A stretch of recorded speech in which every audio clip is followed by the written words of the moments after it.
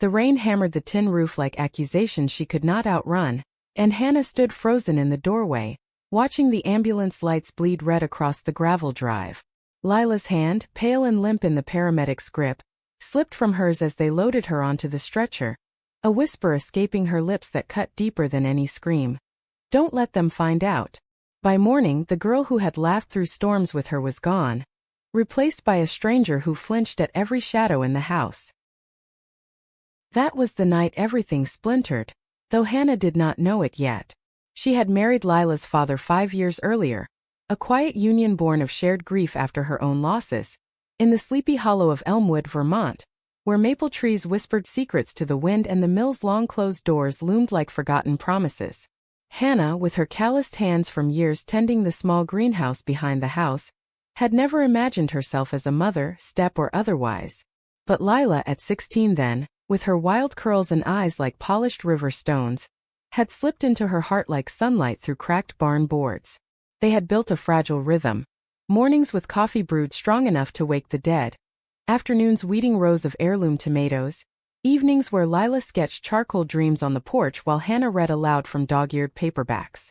It was a life stitched from ordinary threads, until the accident unraveled it all. The call came at dusk, just as Hannah was rinsing soil from her fingers under the kitchen faucet. Lila's voice on the line, fractured and far away. "Mom, it's bad. The car. I hit the guardrail on Route 7. Hannah's world tilted, the phone slipping from her grasp as she grabbed keys and coat, the drive to the hospital a blur of wipers slapping against the downpour. Elmwood General was a squat brick building, its halls smelling of bleach and stale regret, and there Lila lay, bruised and bandaged, her left arm in a cast that gleamed white under the fluorescence. The doctor, a man with a mustache like a broom bristle, spoke of a single car crash, no alcohol, just speed and slick roads. Concussion, fractures, a week of rest. Hannah nodded, her throat tight, but it was Lila's eyes that haunted her, distant as if the girl were already miles away. In the days that followed, the house felt heavier, the air thick with what went unsaid. Lila moved like a ghost through the rooms, her laughter silenced, her sketches abandoned in the sunroom. She would sit by the window for hours, staring at the fog-shrouded hills, her phone clutched like a talisman she dared not unlock. Hannah tried gentle probes over meals of soup and cornbread, questions wrapped in care. "How's the pain today, sweetheart?" Or "Remember that summer we chased fireflies down by the creek?" But Lila's responses were clipped, her smiles brittle as autumn leaves. One evening, as Hannah cleared the table, she found a crumpled note in the trash, scrawled in Lila's looping hand. "I can't keep pretending. Meet me at the old bridge. M." Hannah's pulse quickened, but she said nothing, folding the paper into her pocket like a secret she was not ready to claim. The change deepened with the weeks, a slow erosion that left Hannah adrift. Lila, now 21 and fresh from community college courses in Burlington, had always been the spark in their quiet corner of the world. A girl who dreamed of galleries in New York, of canvases splashed with the colors of rebellion. But post-accident, she withdrew into herself, skipping shifts at the local bookstore, avoiding the church suppers where Elmwood's matrons traded gossip like currency. Hannah watched from the kitchen, kneading dough for pies no one ate, her mind replaying that hospital whisper. Don't let them find out. Who were they? The town? The memory of Lila's father, gone 3 years now from a heart attack that stole him mid-sentence? Or something closer, clawing at the edges of their fragile bond? One crisp October afternoon, as golden leaves carpeted the lawn, Hannah found Lila in the greenhouse, surrounded by wilted basil and sketches half-drawn. The girl was crying, silent tears carving paths down her cheeks, her cast propped on a potting bench. Hannah knelt beside her, brushing a curl from her face. "Talk to me, Lila. Whatever it is, we face it together." For a moment hope flickered. Lila's hand trembled in hers, warm and real. Then she pulled away, eyes hardening. "You wouldn't understand, Hannah. No one does." The words landed like frost, chilling the space between them. That night, Hannah lay awake, the wind rattling the shutters, wondering if the accident had unearthed something buried deep, a truth that could shatter them both. As November edged in, bringing the first skim of ice to the ponds, Hannah's worry turned to quiet resolve. She began leaving spaces for confession, Books on resilience left on Lila's nightstand. Walks along the leaf-strewn paths where words might flow freer. But Lila grew more elusive, slipping out at odd hours, returning with the scent of pine and river damp on her clothes. Hannah followed once, her truck idling at the road's bend, watching Lila vanish into the woods toward the covered bridge that spanned Willow Creek. There in the twilight a figure waited, a woman tall and shadowed, her coat the deep green of evergreens. They embraced, brief and fierce, before Lila hurried back alone. The sight lodged in Hannah's chest like a thorn. Who was this M? A friend from college, perhaps, or someone from the fringes of Elmwood's rigid social map. The town itself seemed to press in, its judgments woven into every conversation at the feed store or the diner on Main Street. Widow Hargrove, with her pinched lips and Bible verse doilies, had cornered Hannah at the market. Heard Lila's been keeping odd company. That crash, folks say she was distracted. Pray for her soul, dear. Hannah smiled through gritted teeth, but the words festered, stirring memories of her own youth in a mill town downstate, where whispers could exile you faster than any storm. By mid-month the strain showed in small fractures. Lila snapped at a harmless question about dinner, her cast slamming the table hard enough to rattle the salt shaker. Just leave it, Hannah. You don't get to fix everything with your damn empathy. The venom surprised them both.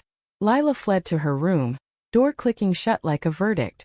Hannah retreated to the porch, the cold air biting her skin, and pulled out that crumpled note again. I can't keep pretending. The words echoed her own buried ache. A first love silenced by family expectations. A woman from the textile factory whose touch still haunted her dreams. She had chosen safety then, marrying Lila's father for the steadiness he offered, burying her truth under layers of routine. Now it rose like groundwater threatening to flood. Desperation drove her to action the next day.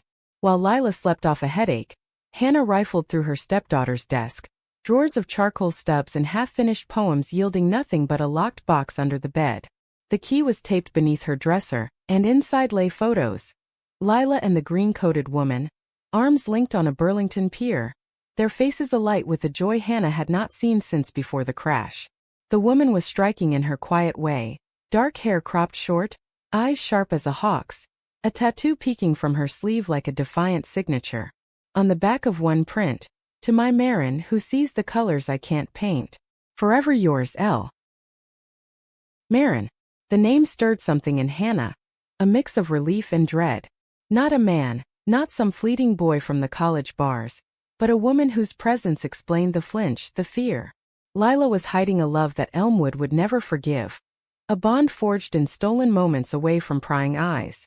Hannah sat back on her heels, the photos trembling in her hands, as understanding bloomed bitter and sweet. This was no mere accident shadow. It was a life at war with the world's narrow gates.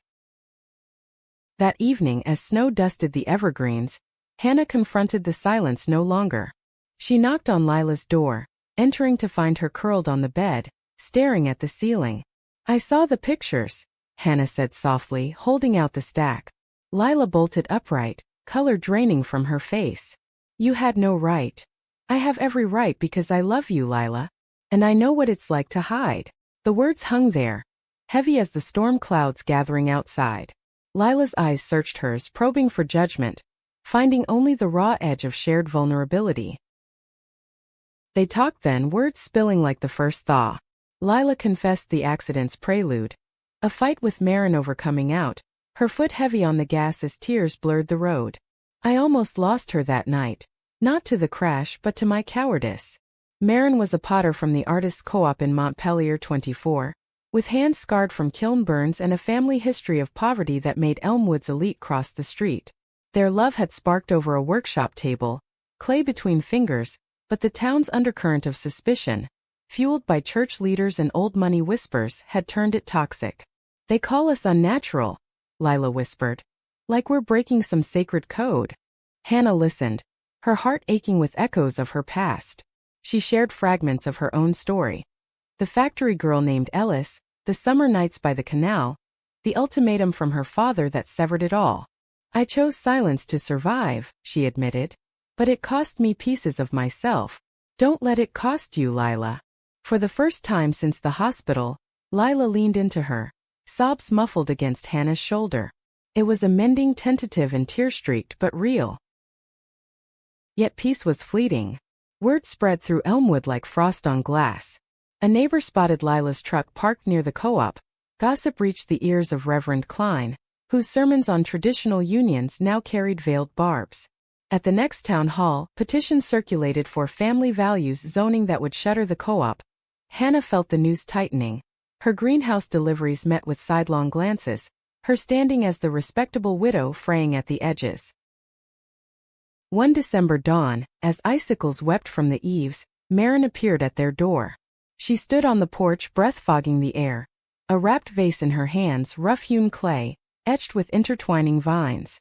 "I need to see her," she said, voice steady but eyes pleading. Hannah stepped aside, ushering her in, the warmth of the kitchen enveloping them like a fragile truce. Lila emerged from upstairs, cast shed but scars lingering, and their reunion was a quiet storm. Hands clasping, foreheads touching, words too tender for the open air. Over coffee, the three women forged an uneasy alliance. Maren spoke of her life. Raised in trailer parks outside Burlington, apprenticed to potters who taught her resilience in glazes and fire. "Love like ours isn't a phase," she said, glancing at Lila. "It's the kiln that tempers us." Hannah watched them, a pang stirring unbidden. Not jealousy but recognition, a longing for the boldness she had long suppressed. In Maren's unapologetic gaze, she saw the woman she might have become, and it both freed and frightened her. But the world outside clawed back. Lila's old friends, once confidants, turned cold. Texts unanswered, invitations revoked. A brick through the greenhouse window one night bore a scrawled slur, "Sinner's Home."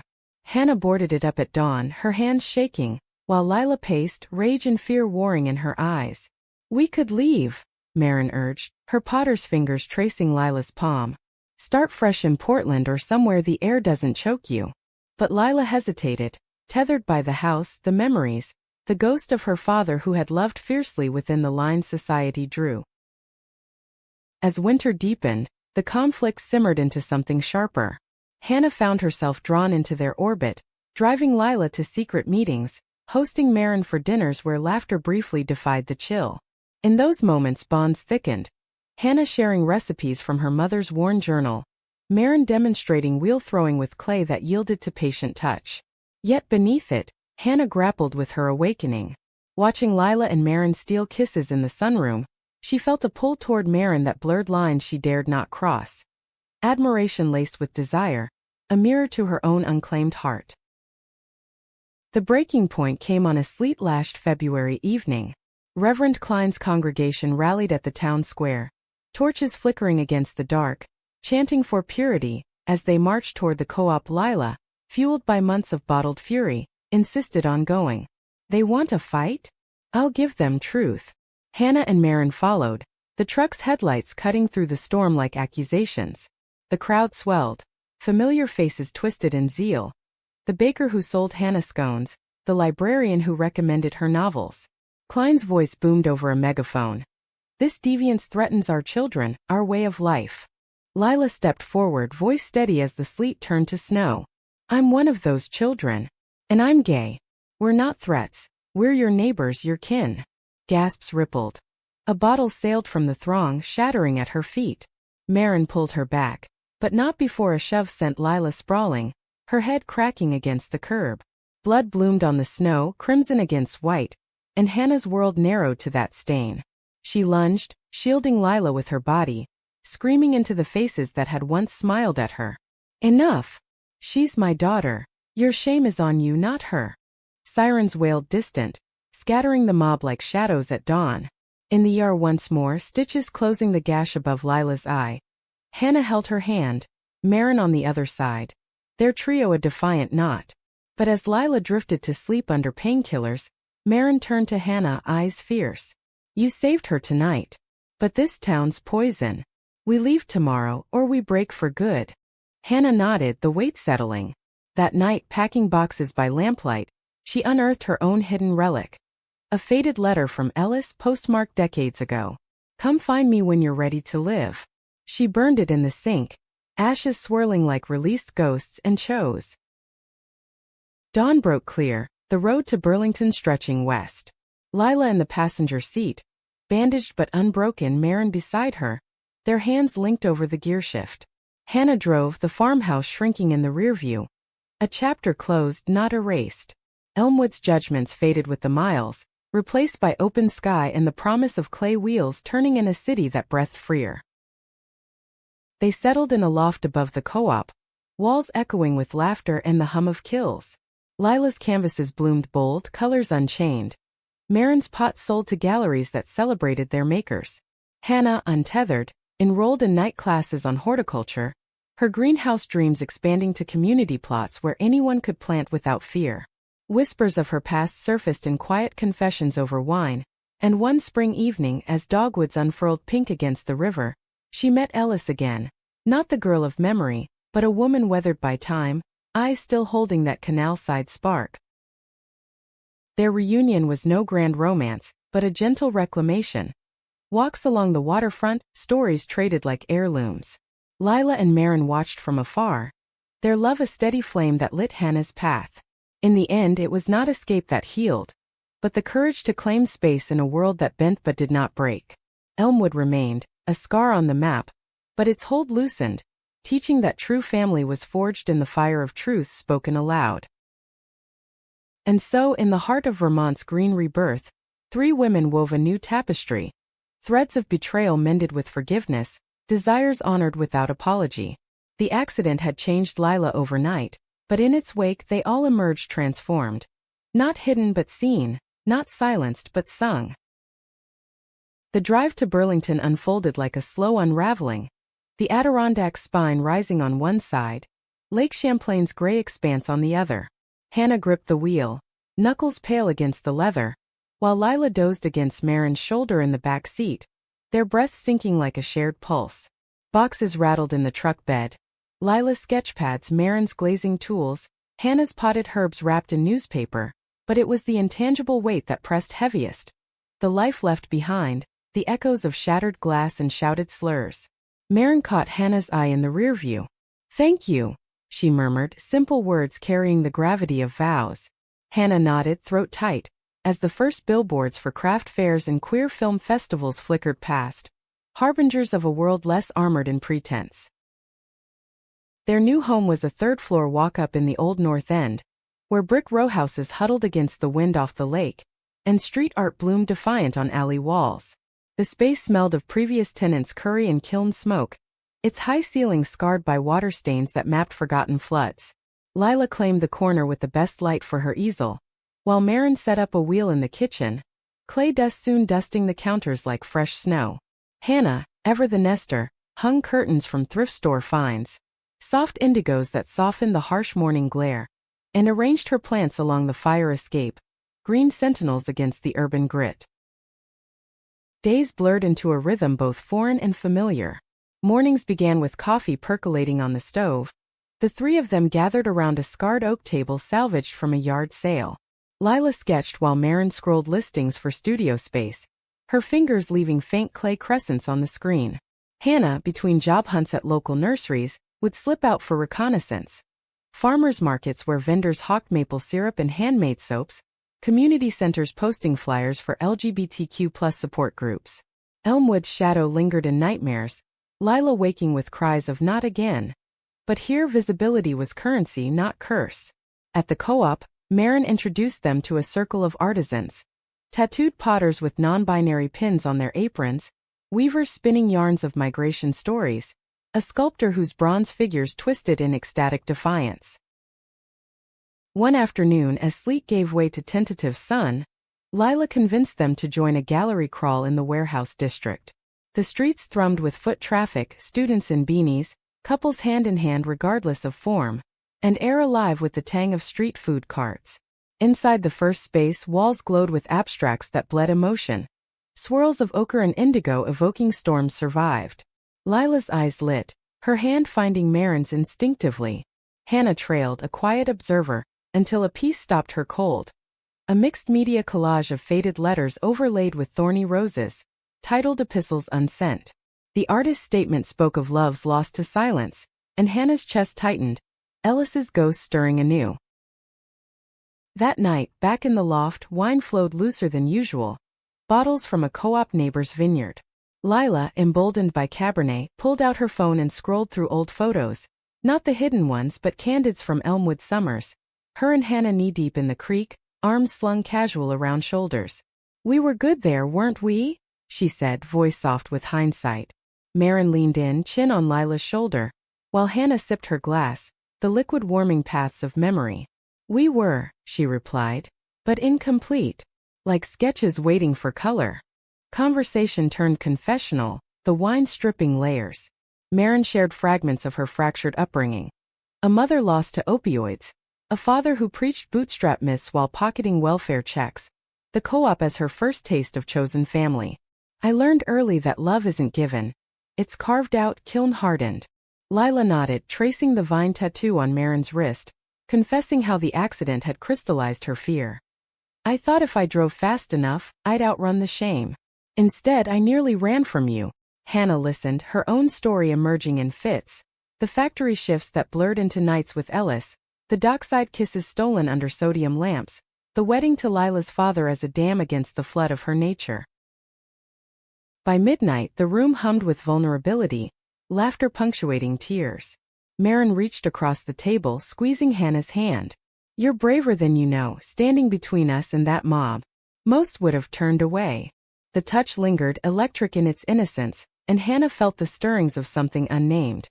Not betrayal of the girl she loved like blood, but an awakening to her own margins. She pulled back gently, excusing herself to the fire escape, where city lights twinkled like distant fireflies. Below, a couple argued in low tones, then kissed fiercely, their reconciliation a small rebellion against the night. Spring crept in hesitant, melting the lake's ice into rivulets that fed the canals. Lila's art flourished. Her first local show featured a series called Fractures, canvases cracked like windshields, mended with gold leaf that echoed Kintsugi's philosophy. Viewers lingered, murmuring of resilience, and one critic from the Burlington Free Press penned a review that called it a queer odyssey through Vermont's veiled winters. Sales trickled in, enough for rent, a shared splurge on a second-hand couch, and with them a budding confidence. Maren landed a residency at a Montpelier kiln collective, her pots gaining notice for their raw, elemental forms, vessels that held without containing, open to whatever poured in. Hannah, meanwhile, rooted herself in the soil of new beginnings. She volunteered at a community garden in the Intervale, teaching plot holders to propagate perennials amid the hum of beehives. There, among earth-stained hands and shared harvests, she found echoes of her greenhouse days but amplified. Plots tended by immigrants from Somalia, elders from the Abenaki Nation, queer youth sketching designs for pollinator beds. One plotmate, a wiry woman named Theo with silver-streaked braids and a laugh like gravel under tires, became a fixture, swapping seeds and stories over weeding sessions. "Life's like compost," Theo said one afternoon, tossing bindweed into the bin. "What stinks today feeds tomorrow." Yet beneath the greening, fissures lingered. Lila's calls home to Elmwood grew sparse. A letter from Widow Hargrove arrived, laced with scripture and veiled pleas for redemption retreats. Hannah burned it unread, but the ash left a bitter aftertaste.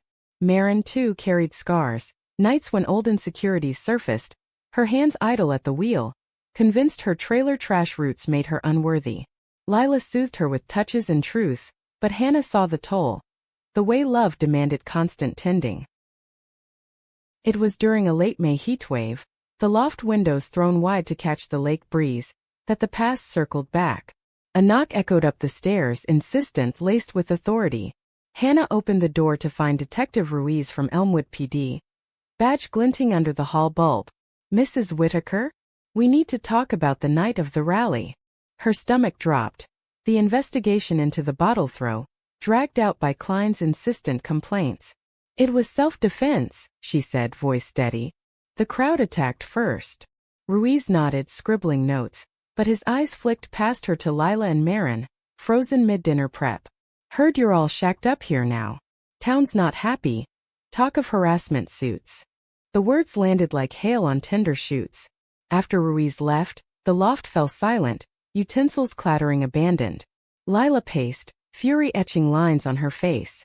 "They won't stop. It's like the accident all over. Me crashing into their hate. Maren pulled her close, but her own jaw clenched, Potter's strength coiling. Hannah, drawing on garden wisdom, suggested a counter. We document. We ally. Burlington's got lawyers who eat this for breakfast. They spent the evening compiling files. Photos of the brick, witness statements from co-op friends. Transforming fear into fortitude. In the weeks that followed, the threat morphed into momentum. A local advocacy group, spearheaded by a firebrand attorney named Sloan, took up their cause, filing motions that exposed Klein's rally as incitement. Protests bloomed. Not torches but signs in rainbow hues. Gatherings at the co-op where speakers shared tales of exile and embrace. Lila spoke at one, her voice amplified over the crowd. Hiding didn't save me, it nearly killed me. Visibility is our revolution. Maren stood beside her, hand in hers, while Hannah watched from the edges, pride swelling like a well-tended bloom. But revolution exacted its price. Sleepless nights returned, Lila sketching feverishly until her fingers cramped, Maren throwing pots that cracked in the bisque fire. Metaphors for tempers strained. Hannah, caught in the crosscurrents, found solace in Theo's garden plot, where the soil yielded truths. Worms aerating darkness, roots intertwining unseen. One evening, as they harvested kale under a peach sunset, Theo asked point-blank, "What's eating you, Hannah? You've got that look. Like you're carrying the whole damn county on your back." The dam broke. Words tumbled of stepdaughters and secrets, of loves half-lived. Theo listened, then pressed a trowel into her palm. Dig deeper. Plant what you want to grow. Emboldened, Hannah reached out to Ellis. A simple email after scouring alumni networks.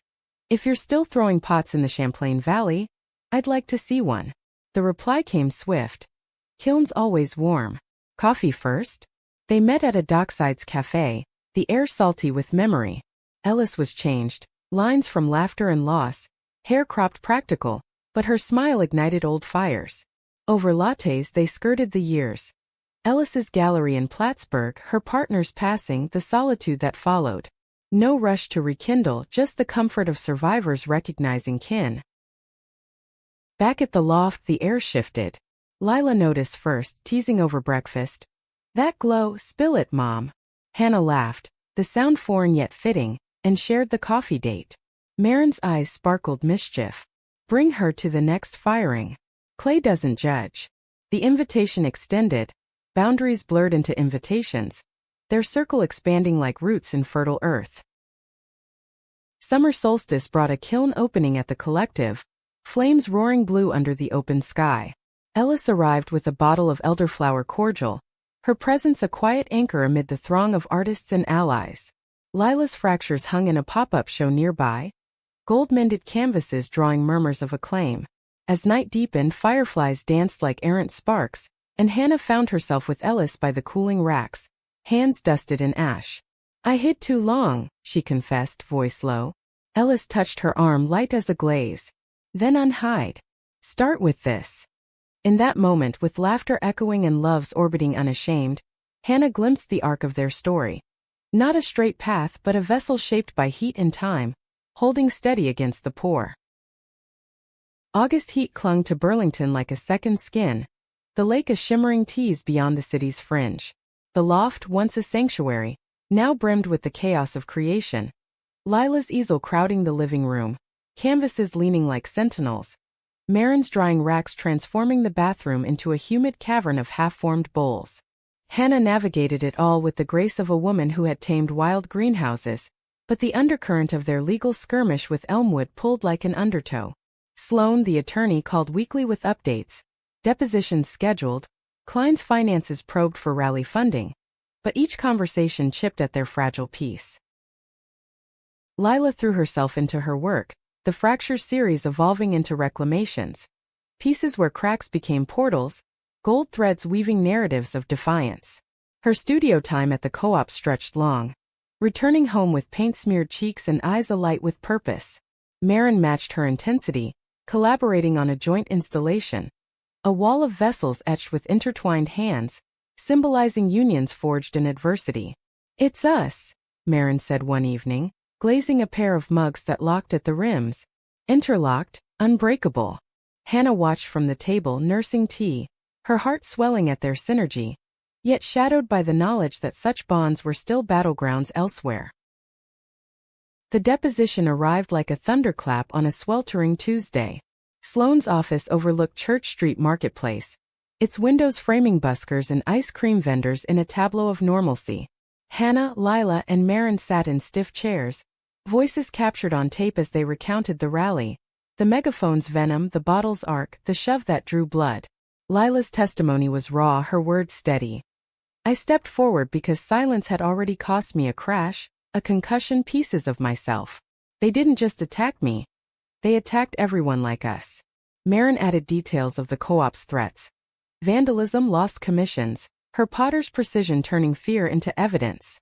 Hannah closed with the maternal fury that had shielded them. I saw my family threatened. In Elmwood, that's not hyperbole, it's history. Ruiz, representing the town, cross-examined with oily politeness, probing for inconsistencies, implying provocation. Ms. Whitaker, isn't it true your household has unconventional arrangements? The room tensed. Sloane objected sharply, but the barb landed. Lila's jaw set. Maren's hand found hers under the table. Hannah met his gaze. Unconventional? Slove detective. The only convention that matters. The session ended in adjournment, but the drive home was thick with residue. Lila silent, staring at passing storefronts. Maren humming a tuneless dirge to fill the void. That night, the loft became a war room of sorts. Sloane emailed affidavits for allies to sign, while Hannah drafted a community letter for the local paper, calling out Elmwood's hypocrisy. A town built on mill workers' sweat now wielding morality as a cudgel. Responses flooded in, support from garden plotmates, a queer chorus director offering performance space for a fundraiser. Theo dropped by with a pie, her braids tied back with a bandana, and stayed to brainstorm slogans. Clay hearts, iron wills. Laughter cracked the tension, but sleep evaded them, the ceiling fan whirring like unanswered questions. Ellis wove deeper into the fabric, her visits a bomb. She brought sketches of her latest series, bronze figures emerging from abstract voids, and shared them over porch dinners on the fire escape. The city below, a symphony of horns and laughter. With Lila and Maren, she bonded over craft. Critiquing glazes, debating firing temperatures, her engineer's mind dissecting the alchemy of heat and form. Hannah cherished these evenings the way Ellis's presence normalized her own stirrings.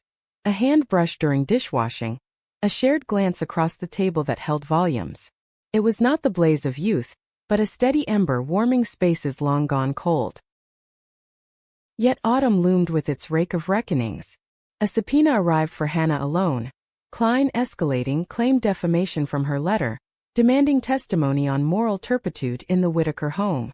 The accusation twisted like kudzu, implying her role in corrupting Lila, dredging ghosts of her marriage to Lila's father.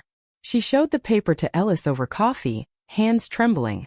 They'll drag it all out, my past, the reasons I stayed silent. Ellis set down her mug, eyes level. Then let them. Truth isn't their weapon. It's yours. I'll stand with you if you'll have me. The court date in Elmwood was a gauntlet Hannah dreaded. The county seat's granite courthouse, a monolith of judgment. She drove alone, the familiar roads mocking her with their curves. The guardrail scar from Lila's crash, the bridge where secrets first bloomed. Inside, the air was stale with polish and precedent. Klein's attorney, a slick younger version of the Reverend himself. Witnesses paraded. Neighbors with rehearsed outrage. Hargrove dabbing tears over lost innocence. Hannah took the stand, heart pounding like a bellows, and spoke not of defense but reclamation. I married a good man for the life he offered, but I failed to teach my stepdaughter freedom because I denied my own. Lila's love for Maren isn't corruption. It's courage I wish I'd claimed sooner. The gallery murmured. Klein shifted in his pew. Cross-examination veered personal. And your associations now, Mrs. Whitaker? With Miss Ellis, isn't it? Hannah held his stare. Associations? Friendships. Loves. The kind that build, not break. Sloane's redirect pivoted to evidence. Emails proving rally incitement. Financial trails to donors with anti-LGBTQ histories. The judge, a woman with sharp spectacles and sharper rulings, adjourned with a warning. This court seeks justice, not vendettas. Relief washed over Hannah on the steps, but victory felt Pyrrhic. Driving back, phone buzzing with Sloane's elated texts, Case leaning their way, she pulled over at Willow Creek, the covered bridge sagging like an old confession. Tears came unbidden, not of sorrow but release, the weight of Elmwood's gaze lifting if only partially. She called Lila, voice cracking. "It's done. We're free." The response was a whoop, Marin's cheer in the background, Ellis's text arriving simultaneous. "Proud of you. Dinner on me." Winter's echo returned in November's chill, but Burlington armored them. The lawsuit settled out of court, Klein's retraction, a donation to the co-op, fueling a gala where Lila's reclamations debuted to packed rooms. Marin unveiled a commissioned piece, a communal urn for the garden, inscribed with vines that looped into infinity symbols. Hannah, arm linked with Ellis's, circulated among patrons, her greenhouse pitch landing a grant for urban plots tailored to queer youth, spaces to grow without pruning back thorns. Yet in quiet hours doubts whispered. Lila confided over late-night cocoa. "What if we run again? When the novelty fades?" Marin, overhearing, pulled her into the bedroom, their murmurs a private liturgy. Hannah, eavesdropping unintentionally, felt the echo in her bones, the perpetual vigilance of marginalized hearts. Ellis sensed it during a walk along the Battery, leaves crunching underfoot. "It's not running if it's choosing," she said, stopping to face her. "You've chosen us, all of us. That's the win." Thanksgiving gathered them expanded. Theo with her famous cornbread, Sloane toasting legal triumphs, co-op friends spilling onto the fire escape with instruments. A fiddle, a guitar, serenading the night with folk tunes of outlaws and lovers. Lila and Marin danced slow in the kitchen, bodies swaying to an unheard rhythm, while Hannah and Ellis shared a corner, fingers interlaced, the warmth of palms speaking futures unspoken. As snow fell soft outside, blanketing the city in hush, Hannah reflected on the arc. From accidents shattered to this mosaic of mended lives. The stepdaughter who changed overnight had not just survived, she had remade them all, hiding no more. December's grip tightened, frosting the loft's windows into lace veils that blurred the holiday lights strung along Pearl Street. Burlington buzzed with festivity. Carolers in scarves, markets hawking wreaths woven with queer pride ribbons, but inside their circle, the season stirred a bittersweet ferment. Lila, ever the visionary, proposed a Yule ritual at the co-op, a communal firing where participants inscribed hopes on bisque, committing them to the kiln's transformative blaze. Marin embraced it, her hands already sketching rune-like patterns, while Hannah sourced evergreens for garlands, their pine scent mingling with clay's earthiness. Preparations wove them closer, but undercurrents tugged. News from Elmwood trickled via a mutual acquaintance, the church splintering, some congregants questioning Klein's zeal after the settlement's sting. Widow Hargrove, in a rare olive branch, sent a card, stiff with scripture, but signed with prayers for peace. Lila read it aloud, tone laced with wry forgiveness. "She's trying in her way. Like we all are." Marin snorted, but Hannah saw the softening, the human ache beneath dogma's armor. Ellis integrated seamlessly, her practical humor a counterpoint to the loft's creative tempests. She helped with the ritual's logistics, sourcing propane tanks, mapping the firing sequence, and in stolen moments, deepened the quiet courtship with Hannah. A drive to her Plattsburgh studio one weekend revealed her world. A brick warehouse humming with welders' sparks, bronzes in progress twisting toward light. "This is where I forged the unseen," Ellis said, handing Hannah a maquette, a small figure reaching from shadow. Their kiss that afternoon was tentative, then sure, lips tasting of turpentine and possibility, sealing a pact unspoken. The Yule firing drew dozens, plotmates from the Intervale, Theo with her drum circle, Sloane nursing mulled cider spiked with bourbon. As flames roared, inscriptions glowed orange, "Heal, love unbound, roots deep," before melting into glaze. Lila's contribution, a plate etched "No More Hiding," emerged iridescent, handed to Marin with a vow. "This is our hearth, wherever we build it." Cheers rose, but later, by the cooling embers, Lila pulled Hannah aside. "You've given me wings, but don't clip your own. Ellis sees you, the real you." New Year's dawned crisp. Resolutions murmured over black-eyed peas Theo insisted on for luck. Lila aimed to submit her portfolio to a Provincetown residency. Maren eyed a craft fair circuit down the coast. Hannah, buoyed by the garden grant, dreamed of expansion. Workshops on queer herbalism, tinctures for resilience. Ellis proposed a joint project. Bronze markers for the plots, etched with growth motifs. The plans cascaded, a cascade of hope, but January's gray brought tests. A gallery in Montreal invited Lila for a solo show. Reclamations crossing borders. Excitement surged but logistics snarled. Travel costs, framing shipments, the specter of winter storms. Maren facing a deadline for a custom commission. A urn for a bereaved family, stretched thin, snapping once over a misplaced tool. "I can't be everywhere," she vented, clay flaking from her sleeves. Lila retreated to her easel, brush strokes turning jagged, while Hannah mediated with chamomile tea and quiet counsel. Love's not a kiln, it needs air to breathe. The strain peaked mid-month.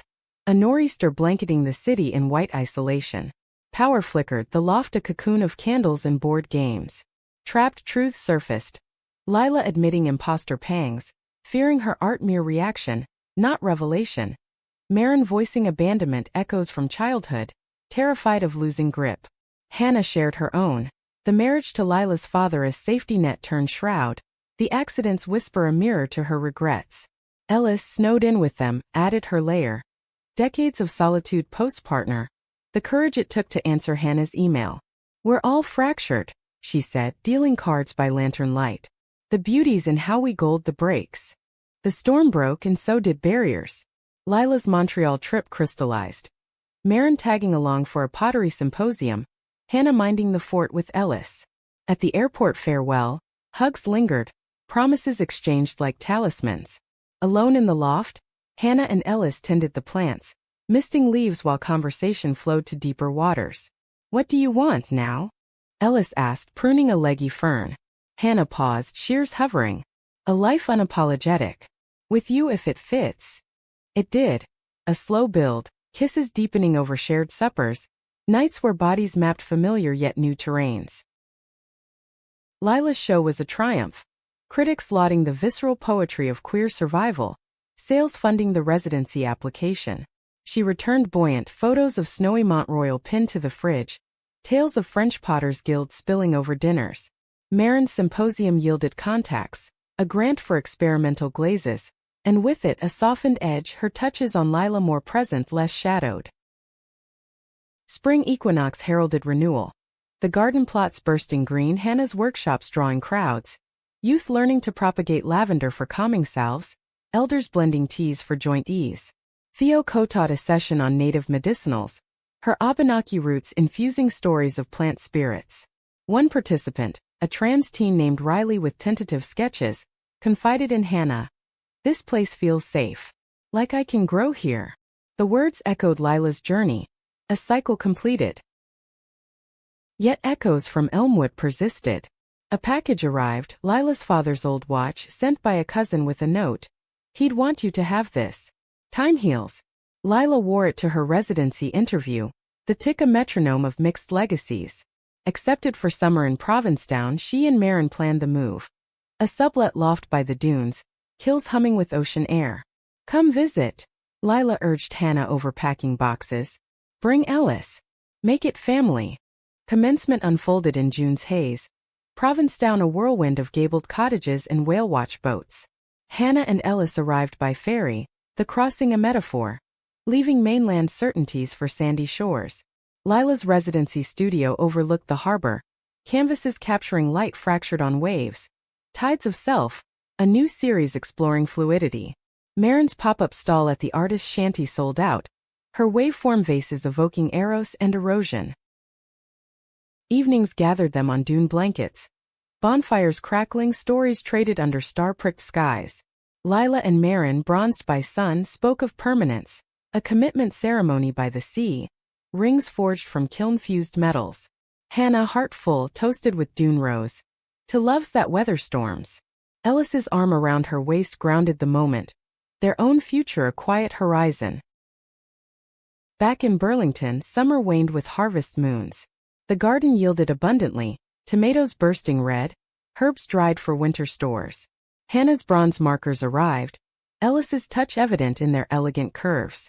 Installed at dawn they gleamed. From fracture flourish. Riley, now a regular, etched the first dedication. For roots reclaimed. As leaves turned, Hannah stood at the intervale, soil under nails, surveying the plots. Lila called from the cape, voice wind-whipped. "We're home here, Mom. Because of you." The words settled like compost, nourishing. In Ellis's studio that night, over sketches of shared designs, Hannah whispered, "This is the life I choose." Their embrace, warm as kiln glow, affirmed it. No more hiding, only horizons. Autumn's palette deepened.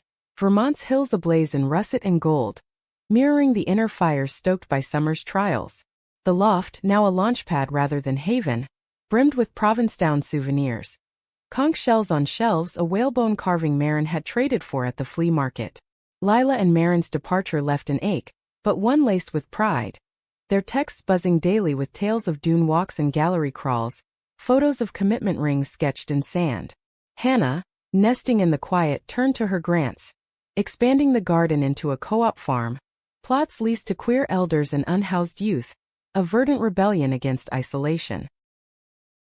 Ellis became the steady tide, her Plattsburgh commute yielding to a merged routine. Weekends in Burlington, tools shared across studios. They collaborated on the markers' companions, sculptural benches for the plots, bronzed arms intertwining like lovers' holds. Working side by side, sparks flew literal and figurative. Welders hissing, kisses interrupting measurements. "You're my best medium," Ellis murmured one dusk, smoothing a curve with her thumb. Hannah laughed, the sound free, unburdened by old silences. Yet the past, like persistent weeds, required uprooting. A letter from Elmwood's cousin arrived, enclosing estate papers, the farmhouse deeded to Lila, but with clauses tied to upholding family values. The subtext reeked of Klein's lingering influence. Trustees empowered to revoke if immoral influences prevailed. Lila forwarded it from the Cape, voice edged in a call. "It's a trap. Sell it, cut the cord." Hannah drove down alone, the road a ribbon of reckoning, pulling into the gravel drive where ambulance lights once bled. The house stood sentinel, paint peeling like shed skin, greenhouse panes fogged with neglect. Inside, dust motes danced in sunbeams, relics whispering. Lila's old room with posters curling at edges, her father's chair by the hearth. Hannah wandered, touching photo frames, wedding smiles, creekside grins, grief and gratitude tangling. In the attic, she found a box of her own. Ellis's letters, salvaged from a long-ago purge, words yellowed but vivid. "Your heart is wilder than you know. Claim it." Sitting cross-legged amid cobwebs, she wept. Not for losses, but for the woman emerging from their ruins. The meeting with trustees unfolded in the parsonage, Klein absent but his proxy evident in their stern gazes. "The property's legacy demands stewardship," intoned Mr. Hargrove, widow's husband, spectacles perched like perches for judgment. Hannah countered with documents, appraisals, eco-restoration plans for the land as community trust. "Legacy isn't stone, it's growth. This farm will feed, not fetter." Sloan on speaker dismantled their clauses legally, exposing biases. They relented, deeding clear title to Lila, but not without a parting shot. "Pray you choose wisely, Mrs. Whitaker." Driving back, catharsis bloomed. She detoured to Willow Creek, the bridge repaired, waters murmuring below. Dipping a hand in cold shocking skin, she whispered release. For the father who tried, the town that taught harsh lessons, the self once dimmed. At the loft, Ellis waited with stew simmering, listening as Hannah unpacked the day. "You're unmooring," Ellis said, pulling her close. "And it's beautiful." Winter solstice approached, the garden dormant but dreaming. Workshops shifted indoors. Tincture making by lamplight, stories swapped over steaming mugs. Riley blossoming led a session on urban foraging. Dandelions as allies, nettles as nervines. Theo drummed the circle close, her chants invoking ancestors' resilience. News from Lila. The ceremony set for Imbolc, invitations etched on recycled clay. "All of us," she insisted. "The family we forged." January's freeze tested bonds. A nor'easter rivaling the last dumped feet of snow, isolating the city in white hush. Power outages rippled, the loft a fortress of quilts and canned goods. Ellis stranded in Plattsburgh, they videoed fireside chats, her face pixelated but warm. Lila and Maren Dunes buried sent care packages. Sea glass for luck, poems inked on vellum. In the storm's belly, Hannah hosted a potluck by candle, Theo, Sloan, Riley's crew. Feasting on beans and tails, laughter defying the gale. February thawed revelations. Sloan uncovered Klein's deeper entanglements. Funding from national groups peddling conversion therapies. A network snaking through New England. The discovery fueled a podcast series, Veils of Vermont, where Lila guested, her voice a blade. Hiding from hate doesn't heal, it hardens. We exposed to emancipate. Downloads surged, invitations followed, for panels, keynotes. Thrusting their story into spotlights, Hannah navigated warily. Ellis proposed formally over a March maple boil, steam rising like incantations. Not rings but a shared anvil. A custom forge for their studio, bronzed with entwined initials. Partners in fire, she said, eyes alight. Hannah accepted with a kiss tasting of syrup, the commitment a kiln for their future. Embarked dawn misty on the Cape, the beach a altar of driftwood and candles. Lila and Maren stood barefoot in wetsuits, waves lapping ankles, officiant a druidic potter with salt-streaked beard. Vows exchanged. In fracture and flow, I choose you. Rings slid on gold-veined clay warm from pockets. Hannah and Ellis witnessed, arms linked, Theo drumming the tide's rhythm. Post-ceremony, a bonfire roared, guests toasting with mead, stories circling like sparks. Back north, spring surge mirrored inner bloom. The farm sold to a queer-led collective. Plots for herbs, cabins for retreats. Funds seeding Hannah's expansions. Lila and Maren relocated seasonally. Their Dune studio a hub for artist residencies. Riley apprenticed under Maren. Hands learning wheels spin. 1 June solstice full circle. A garden harvest festival. Benches filled with feasters, markers gleaming. Lila unveiled a mural, roots radiating from a central fracture. Gold veined into unity. For us, she said, arm around Maren. Hannah, Ellis's hand in hers, raised a glass. To accidents that awaken. The sun dipped, painting horizons gold. Lives no longer hidden but heralded. Summer's zenith crested, the intervale a riot of color. Zinnias nodding to bees, squash vines sprawling like ambitions unchecked. Hannah's co-op farm thrived, its first retreat hosting a dozen. Queer writers from Boston, trans elders from Albany, all bunking in repurposed barns, days filled with plot tending and twilight circles. Ellis's forge hummed adjacent, bronzes cooling on racks, her presence a constant alloy in Hannah's days. Their partnership, forged in fires shared, manifested in small sacraments. Morning coffees on the porch, evenings critiquing each other's works, her herbal journals against her sculptures, debates over form and function yielding deeper intimacies. Lila and Maren's Dune life pulsed with purpose. The studio residency ballooned, attracting talents from Seattle to Savannah. A fiber artist weaving trauma tapestries, a glassblower shaping orbs of refracted light. Their commitment, a year-young, weathered creative clashes, Lila's chaotic palettes versus Maren's ordered glazes, but emerged stronger, collaborations birthing union fires, joint installations touring Midwest galleries. Texts from the Cape brimmed with joy. Sold the wave urns. Beach bonfire tonight, wish you were here. Yet joy's underbelly stirred. A Veils of Vermont episode aired. Klein's face pixelated but venom intact, decrying moral decay, in a sermon clip. Backlash rippled. Hate mail to the co-op. A slashed tire on Theo's truck. Sloan rallied defenses. Restraining orders, media counters, but the toll etched weariness. Riley, now 19 and fierce, organized a countervigil at the State House. Signs reading love's not litigation. Hannah joined, arm in arm with Ellis, the crowd a tapestry of faces, some scarred by Elmwood's kin, all stitched in solidarity. August brought a pilgrimage south. Lila, craving closure, proposed reclaiming the farmhouse site. Not to live, she clarified over video, but to plant. A grove for Dad, for us. Maren backed it, her potter's pragmatism plotting saplings in rows. Hannah drove them down, Ellis shotgun the quartet a mobile hearth. Elmwood greeted with wary nods. Gossip mills grinding slower post-scandal, but the land welcomed unconditionally. Fields fallow, greenhouse frame skeletal but sound. They worked dawn to dusk. Clearing brambles, digging post holes for a sign. Whitaker Memorial Grove. Roots of remembrance. Lila planted the first maple. Its root ball heavy as unresolved grief. He loved this earth, she said, soil caking her palms. Maybe he'd love us too if time allowed. Marin added a bur oak sturdy symbol. Ellis a birch, pale and poetic. Hannah a serviceberry, berries for communion. Neighbors trickled by, Hargrove with a trowel, eyes downcast. It's healing this. No apologies but a truce in the turning soil. The drive home was lighter, windows down, wind carrying Loam's promise. Lila stayed on for the gallery opening in Boston.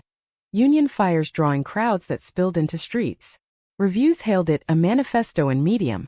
Sales funding a scholarship for queer artists. Marin glowing texted photos. Your grove inspired the central piece. Interlock trees in Raku. September's equinox aligned with harvest. The co-op farm's fields golden under size. Retreat ants joined the reaping. Baskets brimming with corn. Stories harvested alongside. Theo led a smudge with sage from the plots. Smoke curling invocations. Riley, voice steady, read a poem. From crash to canopy we rise. Applause thundered. A thunder of affirmation. But autumn winds carried warnings. Klein, undeterred, launched a podcast counter, Pillars of Faith, railing against coastal corruptions, infiltrating Vermont. Listeners mobilized. Boycotts of co-op goods. Flyers decrying the grove as sacrilege. Sloan sued for defamation but the damage seeped. Lost donors for Hannah's grants. Whispers at markets turning cold. Crisis peaked mid-October. Leaves at peak blaze. A fire arson, investigators ruled. Gutted the farmhouse grove. Saplings charred, signs splintered. News hit like embers. Lila calling in hysterics, Marin calming via speaker. It's symbolic, she said, voice steel. They burn what they fear. Hannah rallied. Fundraisers launched. Theo drumming a benefit concert. Ellis forging replacement markers from the ash-mingled clay Marin shipped north. The vigil that followed was cathartic. Hundreds encircling the site. Lanterns glowing like defiant stars. Lila and Marin flew in, faces soot-streaked from a solidarity planting. Speakers rose, survivors of conversion camps, allies from Abenaki lands, culminating in Lila's words. They torch trees but roots endure underground. We'll replant deeper. Shovels broke soil anew, bulbs tucked for spring's surprise. November's hush healed incrementally. The arsonist, a Klein acolyte, confessed under pressure, charges mounting. Sloan's suit yielded settlements, reparations for the collective. Hannah's grants renewed, bolstered by publicity's silver lining. Ellis's benches, installed amid the regrowth, bore a new inscription, From Ash Anew. Thanksgiving gathered the expanded kin. Dune transplants, plot pioneers, Riley's chosen crew. Tables groaned under harvest bounty. Serviceberries and pies, raku glazed terrines steaming. Toast circled, to groves reborn, to loves unburned. Lila, ring glinting, leaned into Marin. This is the legacy. Hannah, Ellis's fingers laced with hers, felt the weave complete. Winter solstice lit the way forward. The co-op's Yule firing doubled as renewal rite. Inscriptions on shards from the fire, resilience, replant, fired into mosaic tiles for the grove's path. Theo drummed, Riley chanted, voices harmonizing in minor keys. As snow mantled the land, Hannah stood with Ellis at the plots, breath clouding shared visions. We've built more than gardens, she said. Ellis nodded, arm drawing her close. Empires of earth and heart. From accident's night to this luminous now, the change endured.